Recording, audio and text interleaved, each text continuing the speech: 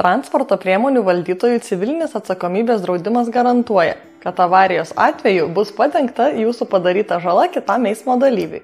Jei esate eismo įvykio kaltininkas, jums ateityje veikiausiai pabrangs tik draudimo įmoka.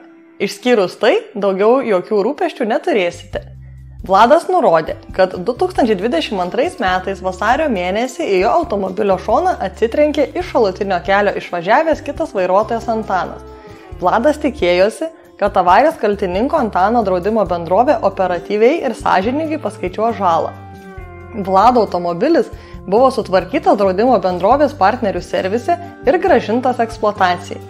Antanui šis įvykis atsiliepė tik tolimesnės draudimo įmokos padidėjimu, tačiau apsaugojo nuo tiesioginio žalos atlyginimo, kuris sudarė apie 1700 eurų. Tokiu būdu transporto priemonių valdytojų civilinės atsakomybės draudimas apsaugo vairuotojus nuo nuostolių eismo įvykių metu.